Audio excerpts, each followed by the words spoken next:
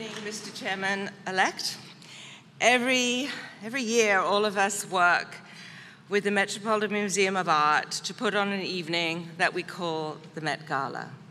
But as much as people look forward to the party, they look forward much more to the fashion exhibition that accompanies it.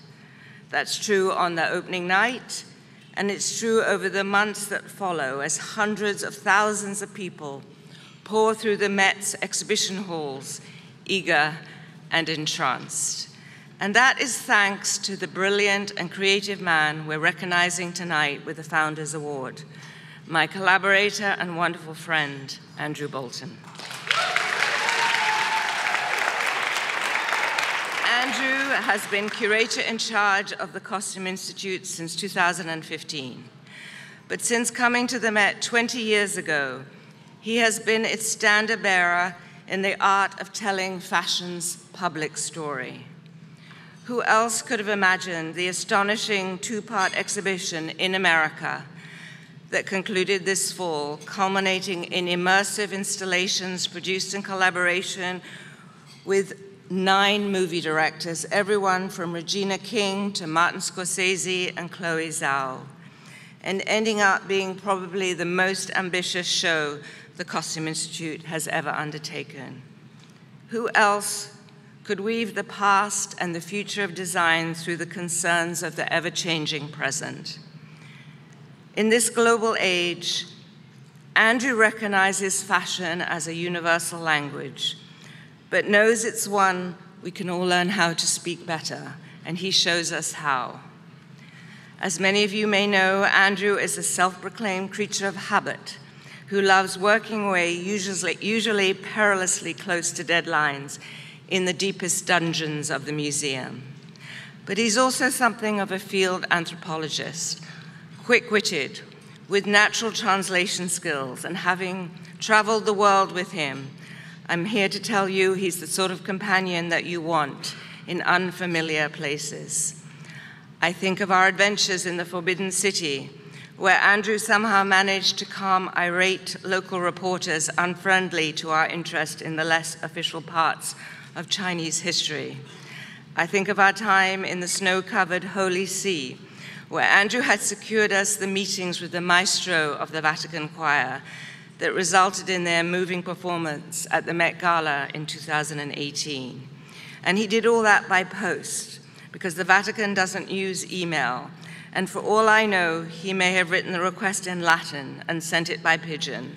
And leave it to Andrew to win over even God. But it is Andrew's human empathy and his willingness to build bridges that makes him such a trusted guide for people of so many different cultures. Again and again, he has introduced a wide public to the world of fashion. But he has also helped the sometimes insular realm of fashion stretch itself and meet that wider world. Andrew finds the story in every costume and in every archive, but he also finds the heart in every story and helps us find it too. So congratulations, Andrew, and thank you. We are so grateful for the extraordinary work that you do on behalf of all of us. I'm so honored to give you the award tonight. Please come up and join me on stage.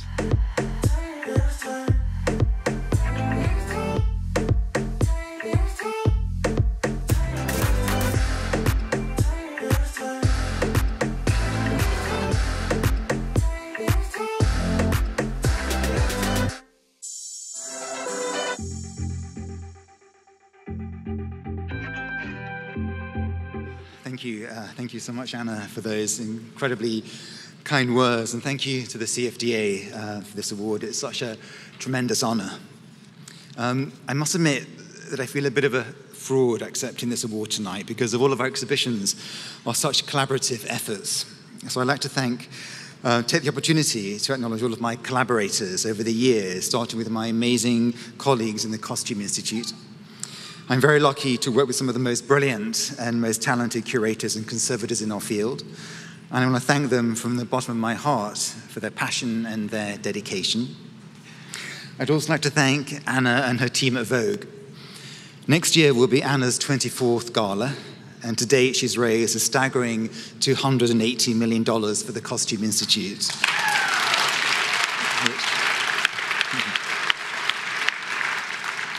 Which is truly astounding. And I still stand by the advice Anna gave me when we first met 20 years ago, which was never take no for an answer and never underestimate your audience. Anna's our biggest supporter and our greatest cheerleader, and I want to thank her sincerely for all these years of support and friendship. And most importantly, I want to thank all of the designers here tonight. You're the reason I became a curator, and you're the reason I still do what I do. I see my job simply as providing a platform for your incredible creativity. It was such an honor to represent so many of you in our recent exhibition in America, A Lexicon of Fashion, which is one of the most successful exhibitions in the history of the museum. And when I was working on the show, I was often asked to define American fashion, and I found it almost impossible to come up with a succinct definition. To me, American fashion is as diverse as the country itself. All of your voices are so unique and so singular, and it's this diversity of aesthetics that makes American fashion so resonant and so powerful on the world stage. And finally, I'd like to thank Tom, who inspires and surprises me every single day with his unique way he sees the world. Congratulations on becoming the new chairman of the CFDA. I'm so proud of you, and you're all in very good hands. Thank you again for this very special award.